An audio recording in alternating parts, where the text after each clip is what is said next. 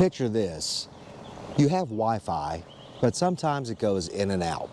You could be watching your favorite show, and then all of a sudden you get the buffering and the no internet connection available. Or you may work from home and you're bouncing from room to room because your Wi-Fi signal isn't all that great, for your laptop.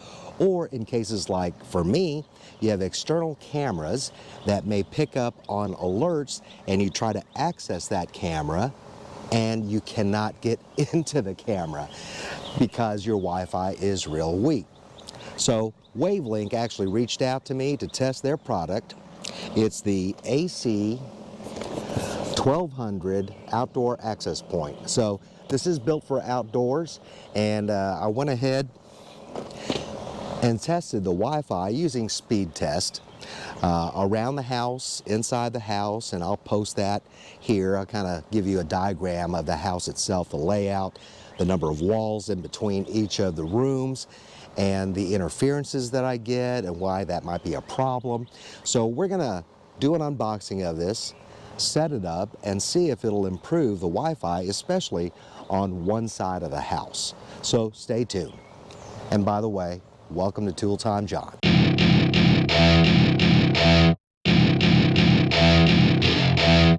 So here's the Wavelink, and we'll just unbox it. I already took the plastic off of it.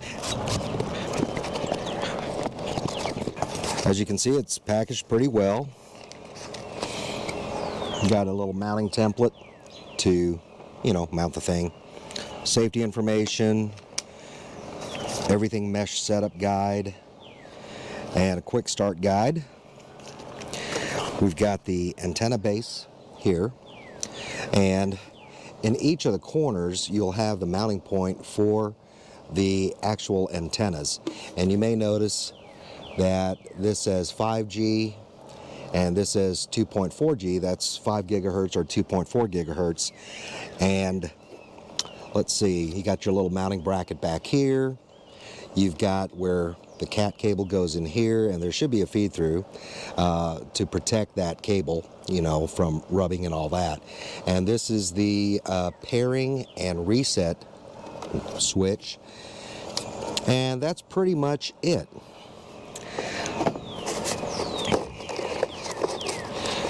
Comes with some zip ties for mounting, and you've got the 4 antennas, and they're labeled 5G or 2.4G, so you just put those in the corresponding points on the base. You've also got a little power cord, your PoE injector, that's your power over Ethernet. Yep, you got the feed through for the cat cable and different mounting things, a little wrench, and a short cat cable. So we'll go ahead and put this together, and then we'll mount it temporarily because I'm not exactly sure how I want to do this yet, and I don't want to drill holes through the walls until I know for sure where I want it. So stick this thing through, put the rubber washer around the cable, seat it down,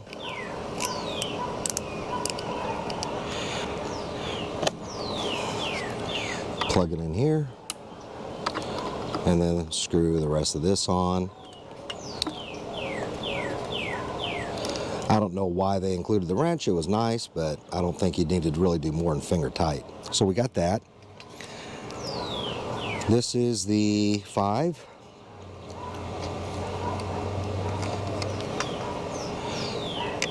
It just screws on.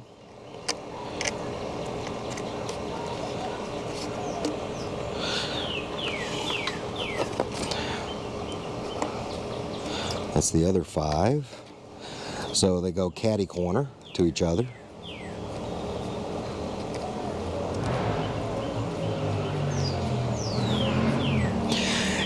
And by the way, I'm not an internet guy.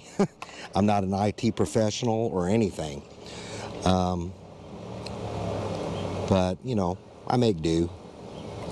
Google is very, very king, as well as YouTube, to look up stuff in case you don't know how to do that.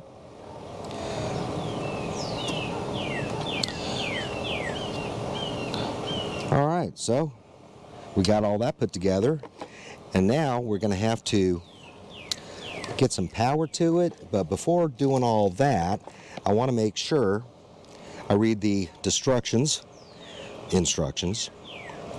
so that I don't mess anything up in the process of getting this set up.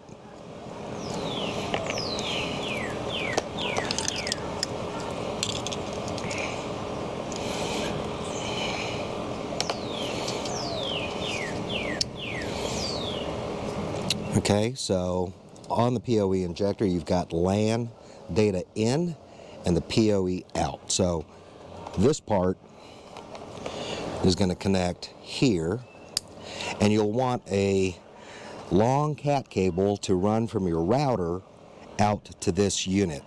And then depending, you may need to get an extension cord to plug in the power. Okay, nothing fancy. I just got it zip tied temporarily to a little post that's on the fence itself. And then you'll notice that I've got extension cords and all that for the product review. There is a power switch on the POE, which is right there, and it needs to be pressed in to get the green light. And then we'll press the reset switch down here, hold it for 2 seconds.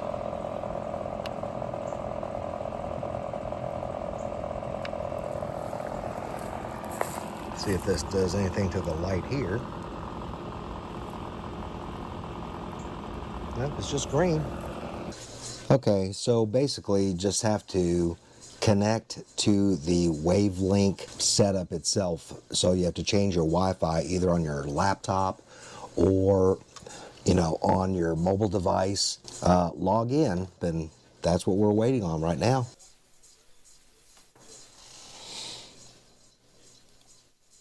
So once we're connected, I'm just selecting repeater mode for the mode selection and selecting the main Wi-Fi to connect it to. And so creating the passwords for the main system, as well as the 5 gigahertz and 2.4 gigahertz bands. Once that's done, it just loads up and we should be ready to go. You with the layout of the house. This is what I labeled for the front, the right, back, and left. I just did that because as I'm walking out of the house, that's the right side of the house. And so each of the readings are going to be reflective of where I put those directions. Now, in terms of the data, inside, it's basically going to be my Wi-Fi mesh system, and that was all before the Wavelink. And I don't imagine the Wavelink being installed on the outside is going to affect the performance on the inside of the house. So what I did was take readings on the outside. For example, without the Wavelink, 20 feet in front of the house, I was getting a reading of 13.5 megabytes down and about 35.7 up. And when I did the Wavelink, it was 322 megabytes down and 38.6 megabytes up. Huge difference, absolutely huge. At the end of the driveway, where typically I wouldn't have Wi-Fi out there, it was reading 180 megabytes down and 39.2 megabytes up. That's a huge difference. And then if I go to the right side of the house, it was 212 down and 38.3 up. And after the Wavelink, it was 235 up and 38.7 down. Now, I did encounter an error on the back right with the Wavelink, and I don't know, I repositioned a router inside the house, so I don't think it has anything to do with a Wavelink. It has more to do with my Wi-Fi mesh system, because the Wavelink would be on the complete catty corner of the house. So you got the house being the complete obstruction. So it's a matter of really placing one of my routers in my mesh system to optimize coverage there. Now what's interesting is the back 20 feet from the back, it was originally at 14.4 down and 19.7 up.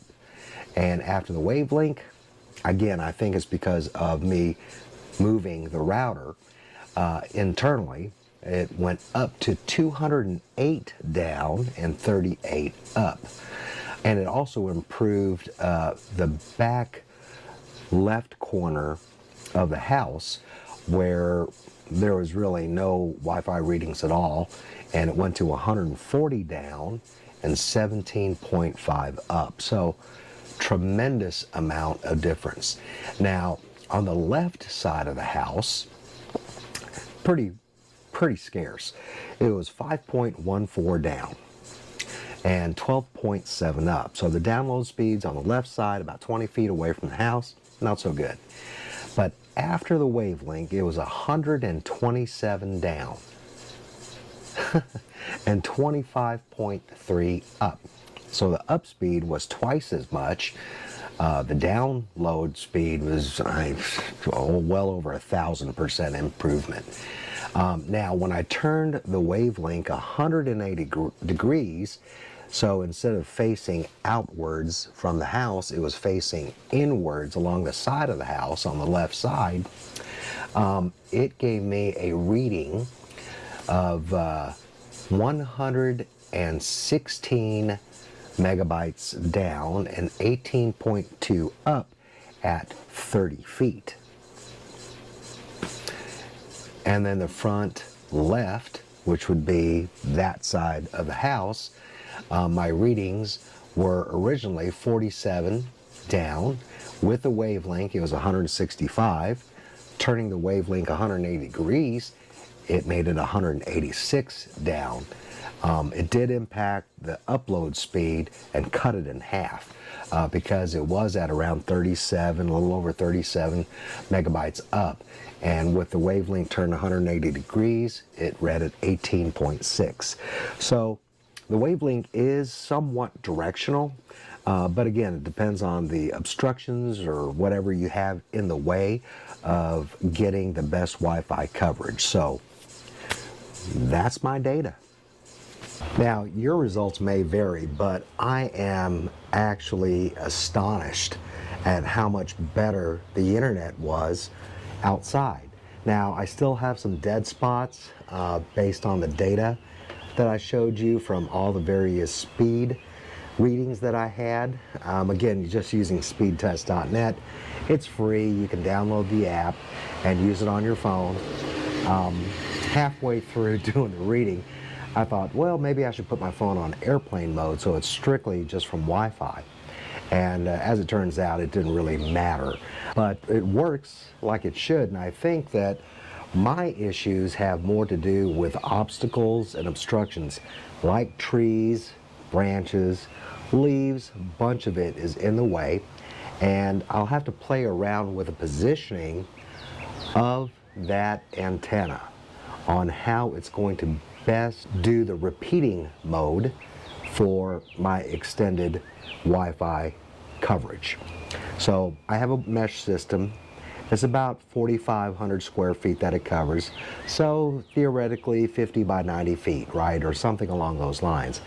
And I was actually surprised that with this wavelength, I was able to go out further. Now, I think that in their product line, they have stronger, more powerful units that could expand your coverage more. Now, the way I mounted it for this video, it's only about 4 feet high. And I think ideally it should be between 6 to 9 feet from the ground to get better coverage. So as I play with it, all it can do is improve the coverage that I'm getting. So very happy to test this product, and if you're interested in it, I will have the product link in the description box. And as an Amazon affiliate, I do earn a small commission at no extra cost to you, and it actually supports the channel, so I do appreciate it. So if you have any questions, let me know. But until next time, see ya.